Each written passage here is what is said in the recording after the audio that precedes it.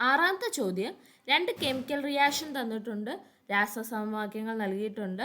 ഓരോ ആറ്റങ്ങളുടെയും oxidation number കണ്ടെത്തി ഇവ റിഡോക്സ് പ്രവർത്തനമാണോ, റിഡോക്സ് റിയാക്ഷൻ ആണോ എന്ന് ചെക്ക് ചെയ്യാനാണ്, പരിശോധിക്കാനാണ് നമ്മളോട് പറഞ്ഞേക്കുന്നത്. A. CaCO3 plus 2HCl gives CaCl2 plus H2O plus CO2.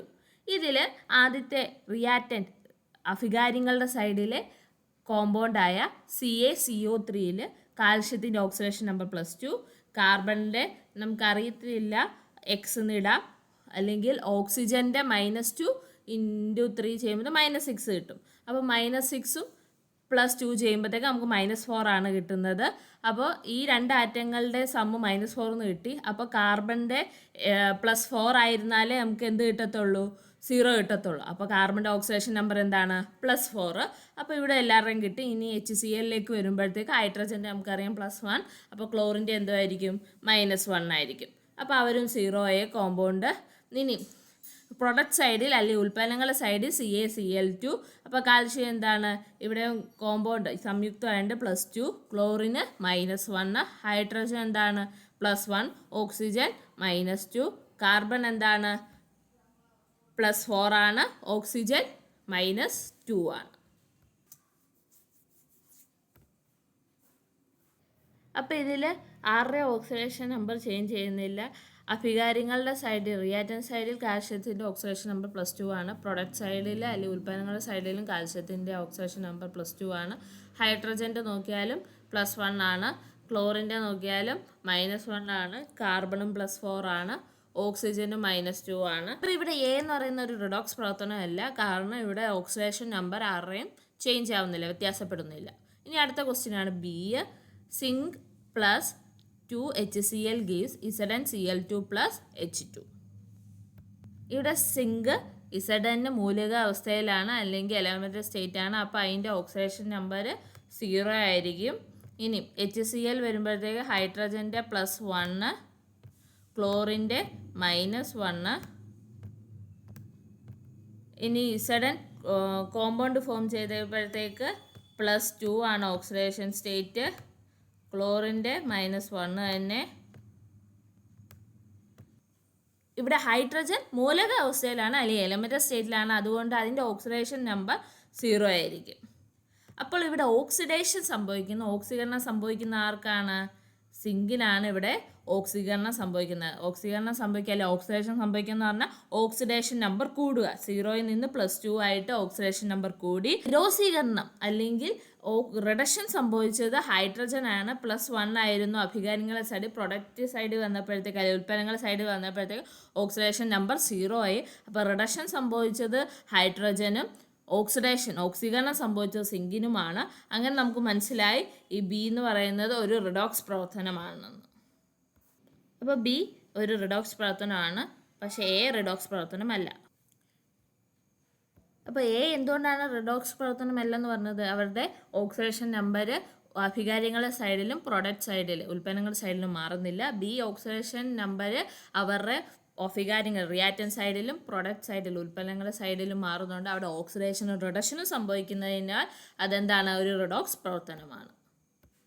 7 ഒരു ഗേഷ്യസ് ഫ്യൂവലായ കാർബൺ മോണോക്സൈഡ് ഓക്സിജനുമായി ചേർന്ന് ബേൺ ചെയ്യുന്നു, അങ്ങനെ കാർബൺ ഡൈ ഓക്സൈഡ് ഉണ്ടാകുന്നു. അങ്ങനെയാണ് A question, write the balanced equation of this chemical reaction. ഈ കെമിക്കൽ റിയാക്ഷൻ്റെ ബാലൻസ്ഡ് ഇക്വേഷൻ ഏതാണ്. ബി ഇതൊരു റിഡോക്സ് റിയാക്ഷൻ ആണോ, ആണെങ്കിൽ എന്തുകൊണ്ട്. സി ഇതിനകത്ത് ഓക്സിഡൈസിങ് ഏജൻറ്റും റെഡ്യൂസിങ് ഏജൻറ്റും കണ്ടുപിടിച്ച് എഴുതാനാണ് പറഞ്ഞേക്കുന്നത്. അപ്പോൾ ഒരു ഇന്ധനമായ കാർബൺ മോണോക്സൈഡ് ഓക്സിജനിൽ കത്തി കാർബൺ ഡൈ ഓക്സൈഡ് ഉണ്ടാകുന്നു. ഈ രാസപ്രവർത്തനം സമീകരിച്ച് എഴുതാനാണ് നമ്മളോട് പറഞ്ഞേക്കുന്നത്. അപ്പോൾ എങ്ങനെ എഴുതാം, കാർബൺ മോണോക്സൈഡ് എന്ന് പറയുമ്പോൾ CO പ്ലസ് എന്തിലാണ് കത്തുന്ന, ഓക്സിജനിൽ കത്തി എന്ന് പറയുന്നത്. അപ്പോൾ ഓക്സിജൻ വരുമ്പോഴത്തേക്ക് O2 ഗീവ്സ് എന്താണ് നമുക്ക് കിട്ടുന്നത്, കാർബൺ ഡൈ ഓക്സൈഡ് CO2. ഇതാണ് നമ്മുടെ ഇക്വേഷൻ. അപ്പോൾ ഇനി ഇവയെ ബാലൻസ് ചെയ്യണം. അപ്പോൾ നമ്മുടെ അഭികാര്യങ്ങളുടെ സൈഡിൽ റിയാക്റ്റൻ്റ് സൈഡിൽ കാർബൺ 1 ഓക്സിജൻ 3, ഉൽപ്പന്നങ്ങളുടെ സൈഡിൽ കാർബൺ 1 ഓക്സിജൻ 2. ഇവിടെ നോക്കുമ്പോൾ കാർബണിൻ്റെ എണ്ണം സെയിം ആണ്. അപ്പോൾ ഓക്സിജൻ്റെ എണ്ണം ഒരുപോലെ ആക്കാൻ വേണ്ടി ഓക്സിജൻ്റെ എണ്ണം അഭികാര്യങ്ങൾ റിയാക്റ്റൻ്റ് സൈഡിൽ ഓടാണ്, ഒറ്റ സംഖ്യയാണ്. അപ്പോൾ അത് ഇരട്ട സംഖ്യ ആക്കാൻ വേണ്ടി നമ്മൾ CO കാർബൺ മോണോക്സൈഡ് ഫ്രണ്ടിലായിട്ട് ഒരു 2 ആഡ് ചെയ്ത് കൊടുക്കുന്നു. അപ്പോൾ അഭികാര്യങ്ങൾ റിയാക്റ്റൻ്റ് സൈഡിൽ കാർബണിൻ്റെ എണ്ണം 2 ആവും, ഓക്സിജൻ്റെ എണ്ണം 4 ആവും. അപ്പോൾ അല്ലെങ്കിൽ പ്രൊഡക്ട്സിൻ്റെ സൈഡിലും കാർബണിൻ്റെ എണ്ണം 2 ആണ്, ഓക്സിജൻ്റെ എണ്ണം 4 ആവണം. അതിനായി കാർബൺ ഡയോക്സൈഡ് CO2ൻ്റെ ഫ്രണ്ടിലായിട്ട് നമ്മളൊരു 2 ആഡ് ചെയ്ത് കൊടുക്കുന്നു. അപ്പോൾ നമ്മുടെ ബാലൻസ്ഡ് കെമിക്കൽ ഇക്വേഷൻ സമീകരിച്ച രാസസമവാക്യം എങ്ങനെ വരുമെന്ന് ചോദിച്ചാൽ 2CO + O2 gives 2CO2. ചോദിച്ചേക്കുന്നത് ഇതൊരു റിഡോക്സ് പ്രവർത്തനമാണോ, ആണെങ്കിൽ എന്തുകൊണ്ട്? അപ്പോൾ നമ്മൾ ഇവരുടെ ഓക്സിഡേഷൻ നമ്പർ കണ്ടുപിടിക്കണം. ഓക്സിജൻ്റെ ഓക്സിഡേഷൻ നമ്പർ അറിയാൻ നമുക്ക് -2 ആണ്. അപ്പോൾ കാർബണിൻ്റെ ഓക്സിഡേഷൻ നമ്പർ എന്തായിരിക്കും? +2 ആയിരിക്കും. എന്നാൽ ഈ സംയുക്തത്തിൻ്റെ ഓക്സിഡേഷൻ നമ്പർ കൂട്ടുമ്പോൾ എന്ത് കിട്ടത്തുള്ളൂ? 0 കിട്ടത്തുള്ളൂ. അതുപോലെ തന്നെ ഓക്സിജൻ ഇവിടെ മൂലക അവസ്ഥയിലായതുകൊണ്ട് അല്ലെങ്കിൽ എലമെൻ്റ് സ്റ്റേറ്റിലായതുകൊണ്ട് അവരുടെ ഓക്സിഡേഷൻ നമ്പർ 0 ആണ്. ഇനി പ്രൊഡക്റ്റിലേക്ക് വരുമ്പോൾ CO2 ഓക്സിജൻ്റെ ഓക്സിഡേഷൻ നമ്പർ അറിയാൻ നമുക്ക് -2 ആണ്. ഇവിടെ 2 ഓക്സിജൻ വരുമ്പോൾ നമുക്ക് -4 എന്ന് കിട്ടും. അപ്പോൾ കാർബണിൻ്റെ ഓക്സിഡേഷൻ നമ്പർ എത്ര ആയിരിക്കണം? +4 ആയിരുന്നാൽ ഈ സംയുക്തത്തിൻ്റെ ഓക്സിഡേഷൻ നമ്പർ എല്ലാം കൂടെ കൂട്ടുമ്പോൾ നമുക്ക് എന്ത് കിട്ടത്തുള്ളൂ? 0 കിട്ടത്തുള്ളൂ. അപ്പോൾ ഇവിടെ കാർബണിൻ്റെ ഓക്സിഡേഷൻ നമ്പർ +4. അപ്പോൾ ഇവിടെ നോക്കുമ്പോൾ നമുക്കറിയാം കാർബണിൻ്റെ ഓക്സിഡേഷൻ നമ്പർ എന്താണ്? കൂടുകയാണ് ചെയ്തത്. +2ൽ നിന്ന് ഓക്സിഡേഷൻ നമ്പർ +4 ആയിട്ട് കൂടുകയാണ് ചെയ്തത്. അപ്പോൾ ഇവിടെ സംഭവിക്കുന്ന ഓക്സീകരണം അല്ലെങ്കിൽ ഓക്സിഡേഷനാണ്. ഇനി ഓക്സിജനിലേക്ക് വരുമ്പോഴത്തേക്ക് ഓക്സിജൻ എന്താണ് സംഭവിക്കുന്നത്?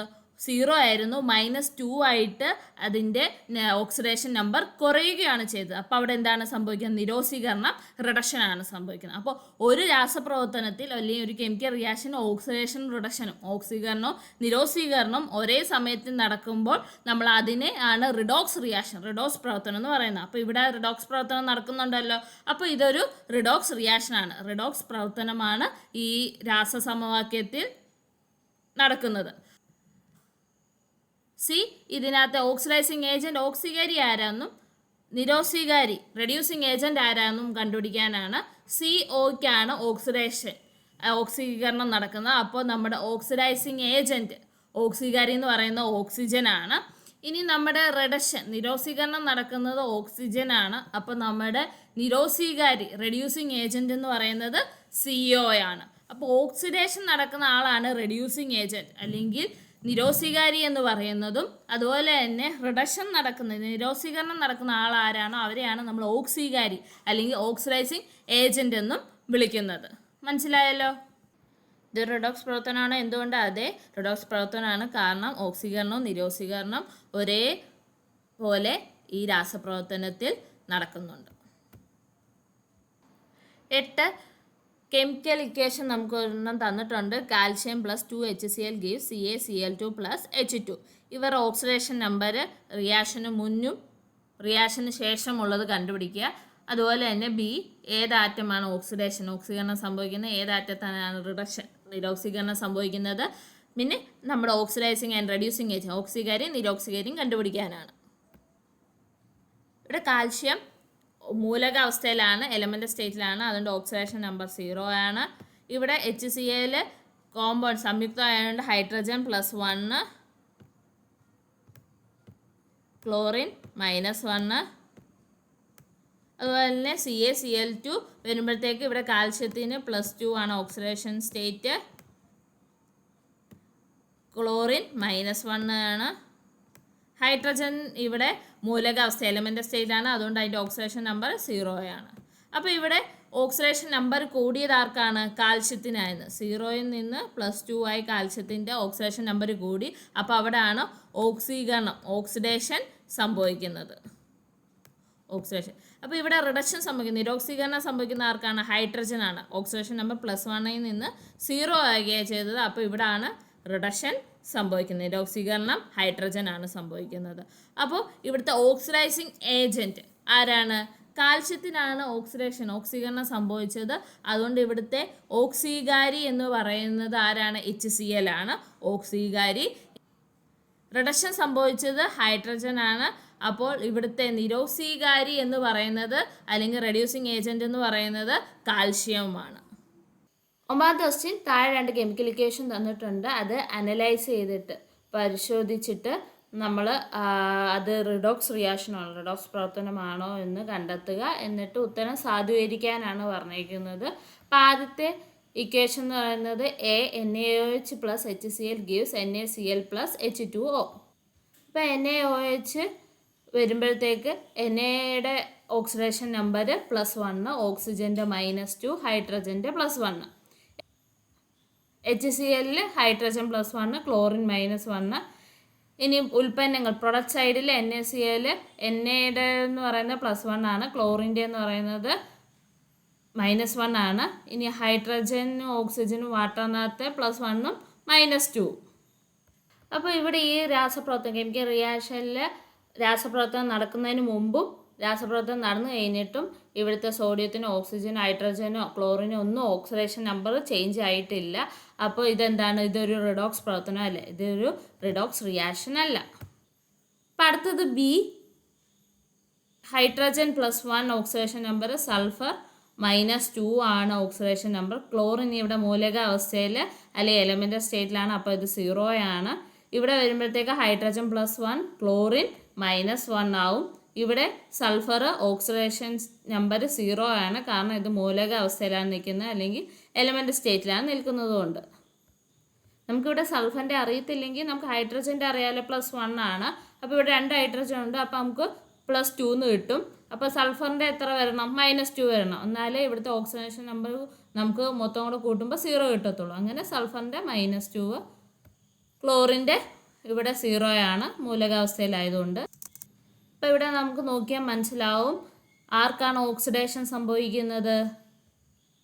-2 ആയിരുന്ന സൾഫർ എന്തായി മാറുന്നു? 0 ആയി മാറുന്നു. അപ്പോൾ ഇവിടെ എന്താണ്? ഓക്സിഡേഷൻ ആണ് സംഭവിക്കുന്നത് അല്ലേ? ഓക്സിഡേഷൻ നമ്പർ കൂടുകയല്ലേ ചെയ്തത്. അതുപോലെ തന്നെ ക്ലോറിൻ്റെ കേസ് വന്നപ്പോഴത്തേക്ക് ക്ലോറിൻ 0 ആയിരുന്നു, -1 ആയി, ഓക്സിഡേഷൻ നമ്പർ കുറയുകയാണ് ചെയ്തത്. അപ്പോൾ നിരോക്സീകരണം റിഡക്ഷൻ സംഭവിച്ചത് ക്ലോറിനും, ഓക്സിഡീകരണം സംഭവിച്ചത് സൾഫറിനുമാണ്.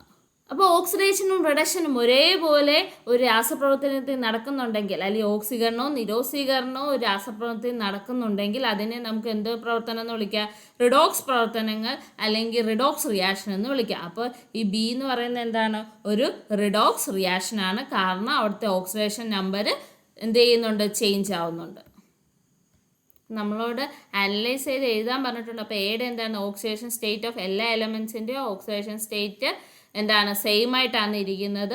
അതുകൊണ്ട് ബിഫോർ ആൻഡ് ആഫ്റ്റർ റിയാക്ഷൻ അവിടെ ഇലക്ട്രോൺസിൻ്റെ ട്രാൻസ്ഫർ ഒന്നും നടക്കുന്നില്ല. അതുകൊണ്ട് ഇതൊരു റിഡോക്സ് റിയാക്ഷൻ അല്ല.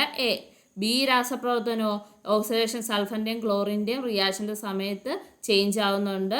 അവിടെ ഇലക്ട്രോൺസ് എന്ത് ചെയ്യുന്നുണ്ട്? ട്രാൻസ്ഫർ ചെയ്യപ്പെടുന്നുണ്ട്. അതുകൊണ്ട് ഈ റിയാക്ഷൻ ഒരു റിഡോക്സ് റിയാക്ഷനാണ്.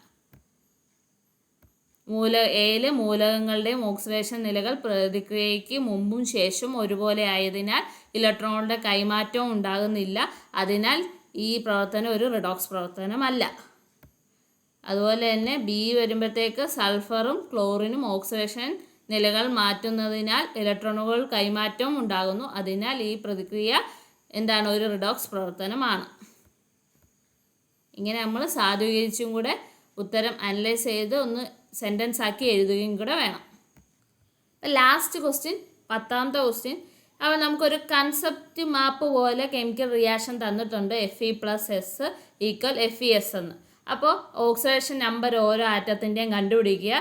എന്നിട്ട് അതിൻ്റെ ബേസിസിൽ ഈ ബ്ലാങ്ക് എല്ലാം ഫില്ല് ചെയ്യുക, പൂരിപ്പിക്കാനാണ് നമ്മളോട് പറഞ്ഞിരിക്കുന്നത്. അതുപോലെ ഇവിടെ Fe ആൻഡ് സൾഫറിൻ്റെ സംയോജികത വാലൻസി 2 ആണെന്നും കൂടി തന്നിട്ടുണ്ട്. അപ്പം നമ്മുടെ ഇക്വേഷൻ Fe+S ഗീവ്സ് FeS ആണ്. അപ്പം ഇവിടെ Feയും Sഉം മൂലകാവസ്ഥയിൽ എലമെൻ്റ് സ്റ്റേറ്റിൽ നിൽക്കുന്നുണ്ട്. ഓക്സിഡേഷൻ നമ്പർ 2 0 ആണ്. ഇനി കോമ്പൗണ്ട് സംയുക്തത്തിലേക്ക് വരുമ്പോഴത്തേക്ക് FeS ആണ്. ഇവിടെ സൾഫറിന് -2 ആണ് അവരുടെ ഓക്സിഡേഷൻ നമ്പർ. അപ്പോൾ Feയുടെ ഓക്സിഡേഷൻ നമ്പർ +2 ആണ്. അപ്പോൾ ഇത് വെച്ച് നമുക്ക് ഇത് പൂരിപ്പിക്കാം, ഫില്ല് ചെയ്യാനാണ് നമ്മളോട് പറഞ്ഞേക്കുന്നത്. അപ്പോൾ നോക്കാം. Atom whose oxidation number increases, ആറ് ഓക്സിഡേഷൻ നമ്പറാണ് കൂടുന്നത്. ഇവിടെ നോക്കിയാൽ നമുക്ക് മനസ്സിലാവും Fe 0 ആയിരുന്നു, കോമ്പൗണ്ട് ഫോം ചെയ്തപ്പോഴത്തേക്ക് അവരുടെ ഓക്സിഡേഷൻ നമ്പർ +2 ആയി. അപ്പോൾ അവരുടെ ഓക്സിഡേഷൻ നമ്പർ അല്ലേ കൂടിയത്. അപ്പോൾ 6 ഓക്സിഡേഷൻ നമ്പറാണ് കൂടിയത് Fe. ഇനി അടുത്തത് atom whose oxidation number decreases, oxidation number കുറയുന്ന ആറ്റം ആരുടെയാണ്? ഇവിടെ നോക്കൂ, സൾഫർ 0 ആയിരുന്നു അഭികാര്യങ്ങളുടെ സൈഡിൽ അല്ലെങ്കിൽ റിയാക്റ്റൻ സൈഡിൽ. പ്രൊഡക്റ്റ് ഫോം ചെയ്തപ്പോഴത്തേക്ക് അവരുടെ ഓക്സിഡേഷൻ നമ്പർ -2 ആകുകയും ചെയ്തു. അപ്പോൾ ഓക്സിഡേഷൻ നമ്പർ അവിടെ എന്താ ചെയ്തത്? കുറയുകയാണ് ചെയ്തത്. അപ്പോൾ ഓക്സിഡേഷൻ നമ്പർ കുറഞ്ഞത് ആർക്കാണ്? സൾഫറിനാണ്.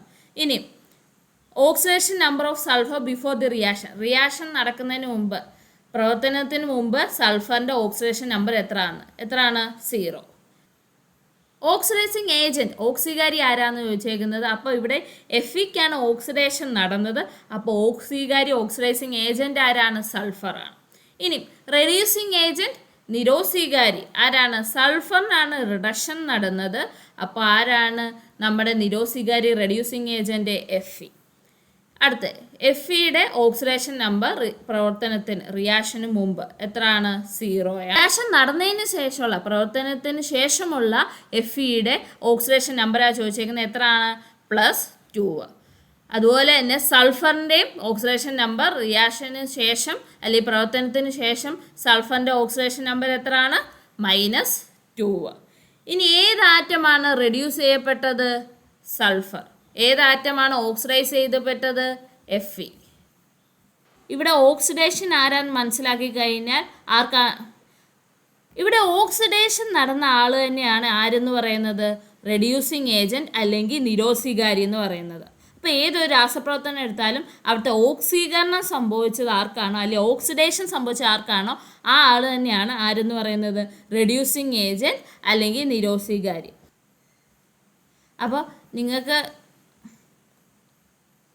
അപ്പോൾ ഈ ക്വസ്റ്റ്യൻസ് എല്ലാം ചെയ്തത് നിങ്ങൾക്ക് മനസ്സിലായെന്ന് വിശ്വസിക്കുന്നു. Thank you.